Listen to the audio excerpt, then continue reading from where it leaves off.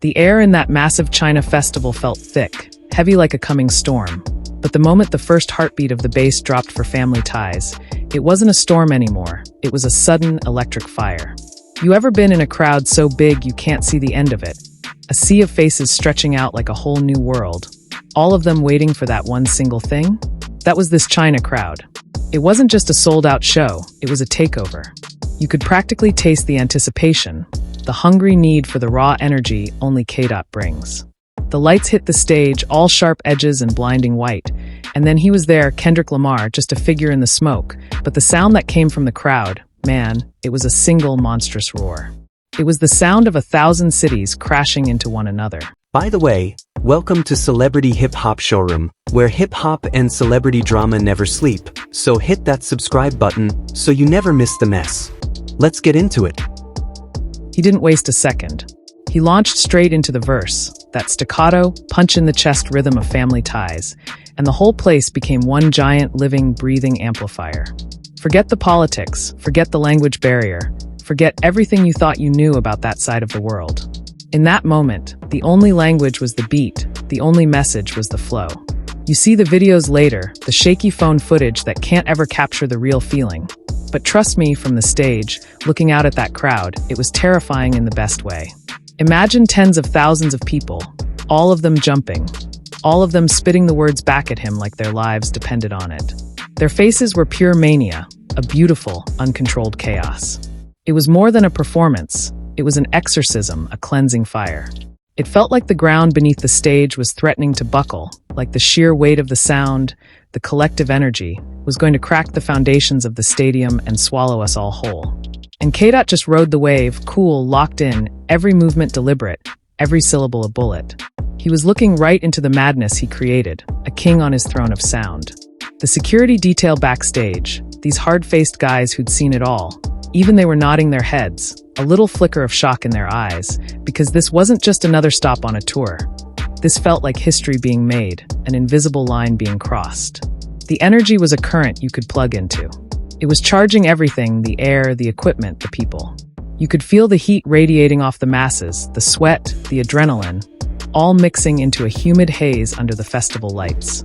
Then the music cut, just for a breath, the kind of silence that's louder than a gunshot, and the sound guy was already queuing up the next track, the one that makes everyone forget their manners and remember their struggle.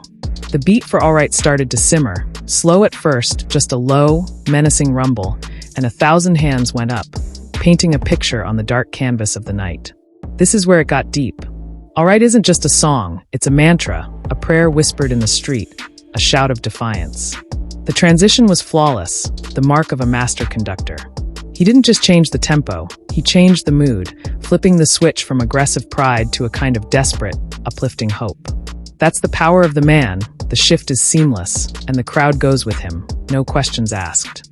When the hook hit, the whole stadium was a choir. We gon' be alright. Do you hear me? Do you feel me? We gon' be alright. It wasn't just a line anymore. Hearing it shouted back by a sold-out crowd in a place so far from Compton, from where the story started, that was the real shock. It showed you that the struggle, the hope, the need for that reassurance, it's global. It travels. It connects. And the crowd was just insane, not like your typical polite concert goers, but passionate, uninhibited. You saw people crying, you saw strangers holding onto each other, all unified by this complicated, beautiful music. It made you understand that this whole thing, this rap game, it's bigger than the charts and the beefs and the diamonds. It's a voice for the voiceless, no matter what their first language is. That's why you stay watching, because you know something real is happening, something that goes beyond the tickets and the merchandise. It felt like a shared secret, a moment when everyone realized they weren't alone in their fight. The lights shifted again, fading the frantic white to a deep, ominous red, and then, that vintage, undeniable beat dropped. Bitch, don't kill my vibe. The air got thick with a different kind of intensity, a soulful, almost smoky mood. This song, this one is for the heads, the ones who know the story, who've been riding with him since the beginning. It's less of a mosh pit jam and more of a head-nodding meditation, a call to block out the noise and focus on the purpose. K-Dot slowed it down just a bit, leaning into the groove, letting the words hang in the air, each line a conversation, a philosophical note on keeping your energy clean in a dirty world. On stage, he looked like he was just rapping to himself, completely in the zone, his eyes half closed. But every soul in that venue was listening, hanging on every word. That's the magic trick, making 50,000 people feel like you're talking directly to them. He paused after a line, the mic dropped low, and the crowd didn't just finish the lyric, they finished the thought. They were locked in, a single mind sharing a single memory. It makes you wonder what's next, what he's going to pull out that will catch everyone off guard. Because with him, you know the predictable is always the trap. The mood shifted again, smooth and deliberate, like turning a page in a story. The red light faded completely, replaced by a warm, golden glow, and the first notes of love started to drift through the speakers. It was a complete gear change. From the street fight of all right to the introspective chill of vibe, and now, a moment of softness, a search for that one true thing in a world full of fakes. It was a bold move, dropping a track like this in the middle of a high-octane festival set. But that's the flex, right? Showing the full range. On stage, the view of Kendrick was cinematic. He had this small, almost shy smile, like he was genuinely surprised, or maybe just grateful, that all these people in China were rocking with his complicated feelings. This wasn't the battle-ready warrior. This was the poet, the man who still had to figure things out, just like everyone else. He let the crowd carry a few of the melodies, their voices a rising tide of shared vulnerability. It was a beautiful, stunning moment of calm in the eye of the storm. It's what keeps them coming back, the layers, the humanity. But the silence that followed that song, man, that was the most telling moment of the night. It wasn't the kind of silence after a song ends. It was the kind before something massive explodes. Everyone in the venue, the sold-out crowd that had just shared a moment of love, they were all holding their breath, waiting for the other shoe to drop. That's the suspense, the hook that never lets go. You know, with K-Dot, the sweet stuff is always followed by the grit, the reminder of where he came from and the battles he still fights. The stage went dark, pitch black, and for a solid 15 seconds, there was nothing but the nervous chatter of the crowd, a rising hum of anxiety. Backstage, the team was moving with precision, like a covert operation, swapping out the mic stand, tightening a few wires. They knew what was coming next, the shift in the narrative, the turn in the road that was going to take the whole show to a new altitude. Then a single spotlight, harsh and unforgiving, cut through the darkness, hitting Kendrick right in the center of the stage. He was standing completely still, head bowed, and the low, distorted bass of the next track started to pulse. It was so low you felt it in your chest before you heard it with your ears. The tension was a living thing, a coiled snake in the middle of the arena. This wasn't a song. It felt like a confession, a declaration. And as the beat for an unreleased, aggressive track started to build, something raw and menacing, the man didn't move, didn't look up. He was just standing there, letting the expectation build to a breaking point. The crowd was a silent witness, a single collective gasp. You could almost hear the thoughts running through their minds. What is he about to do? What side of him are we about to see? The sound was a fusion of hard, West Coast drums and something almost industrial, a metallic clang that sounded like prison bars slamming shut. It was the sound of Compton's heart, beating heavy and unforgiving. This wasn't on the set list they had published. This was a gift, a sacrifice, a risk. This was the pure, uncut flow, and the knowledge that you were one of the chosen few to hear it first. That's the shocking detail that keeps the story alive. He finally raised the mic, but he didn't rap. He spoke. His voice was deep, gravelly, and cut through the bass like a razor. You travel across the world, he said, the sound echoing through the massive stadium. And you realize the fight ain't just in your backyard. The fight is everywhere. They try to kill the vibe. They try to say you ain't alright. But we gon' be alright. He let that last line linger, a callback, a knowing wink to the thousands of people who just shouted it back to him. Then he looked up, his eyes meeting the main camera feed, and the look he gave was pure intensity, a focused, unwavering stare. He launched into the new track, a complex, twisting narrative about the price of fame and the cost of staying true, and the flow was a blur, a dizzying display of lyrical genius. Every sentence was a punch, every rhyme an unexpected turn, pushing the story of his own life, his own complicated journey, further and further. The stadium was no longer just a venue. It was a character in his story, a witness to his evolution. The feeling in that moment was that every single person there had a vested interest in the next word, the next breath, the next surprise he was about to drop. The adrenaline rush from that new song carried over. The crowd whipped into a frenzy of pure, appreciative chaos. Then, just as suddenly, the track cut off, a harsh, unexpected stop, and the lights dimmed down again, settling into a smooth, purple hue. The transition was so abrupt it felt like a cliffhanger, like the end of a chapter you weren't ready to finish. The silence was back, but this time, it was a celebratory silence, a shared recognition of what they had just experienced. The stage tech moved quickly, efficiently, and the digital screen behind K-Dot lit up with a single massive image. A classic, vintage microphone, stark white against a black background.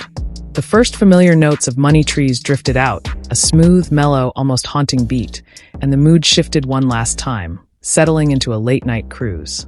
Money Trees is the one that really locks in the storytelling.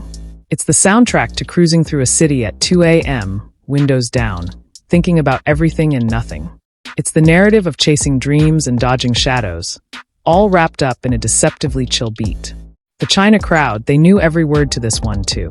You could hear the voices, a collective, melodic whisper carrying the verses, a testament to how deep this music runs, how it transcends culture. Kendrick just held the mic out sometimes, a grin playing on his face, letting the power of the moment wash over him.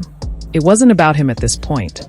It was about the connection, the thousands of stories in the crowd that saw a piece of their own life in his struggle.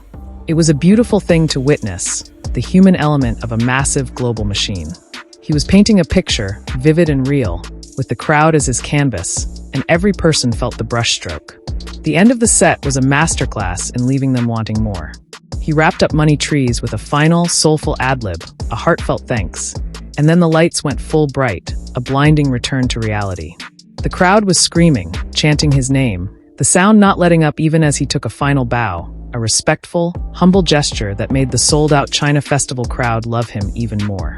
It was a triumphant end to a powerful story arc. He was off the stage, disappearing into the dark of the backstage area, but the energy he left behind, that was the thing that lingered. It felt like the air itself was buzzing, a residual charge of pure electricity. But the story doesn't stop just because the curtain falls. Backstage was a different kind of chaos, organized but frantic. People moving fast, equipment being loaded, the clock already ticking for the next impossible move. Through the noise, the whispers were already starting. The next city, the next sold-out crowd, the next impossible task.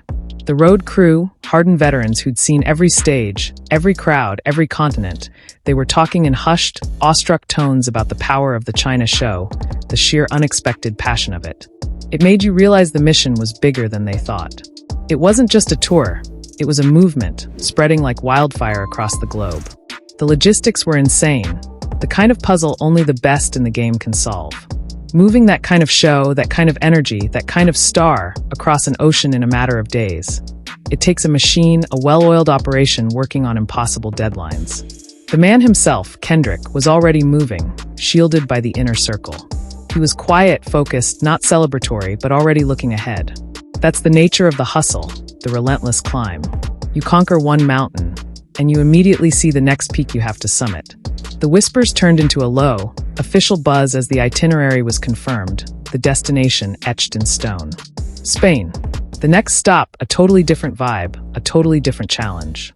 From the ancient, dense energy of the East to the sun-baked, passionate intensity of the Iberian Peninsula. It wasn't just a flight, it was a cultural pivot, another test of how universal the message truly is. They were flying out in less than 6 hours, a blur of movement that would take them across 10 time zones and put them on another stage in front of another massive, hungry crowd.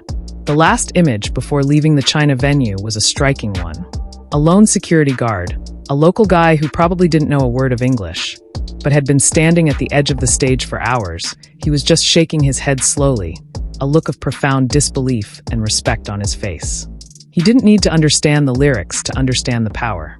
He just saw the sea of humanity, the raw emotional connection, the way one man's complicated truth could unite tens of thousands. That's the real juice, the shocking detail that ties the whole story together.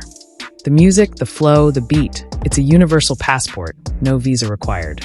It was the feeling that this whole crazy, beautiful moment, this sold-out festival in China, was just a warm-up, a taste of what was to come next. The team moved out, a convoy of blacked-out vehicles slipping into the night, carrying the star and the energy he had absorbed. All of it barreling toward the next sold-out crowd in Spain, ready to see if the roof of a stadium there could hold the weight of a revolution that shows no signs of slowing down. The story was in motion, the plane was lifting off, and the suspense was palpable. What would Spain bring? How would the fire catch hold in a completely new soil? The stage was set for the next chapter, and you just had to be there to see it. Or at least, you had to keep listening for the next drop, because you knew it was going to be another moment you couldn't afford to miss. I'd love to hear your thoughts on this situation, so please share your opinions in the comments. Also, don't forget to like, subscribe, and turn on notifications to stay updated on this story.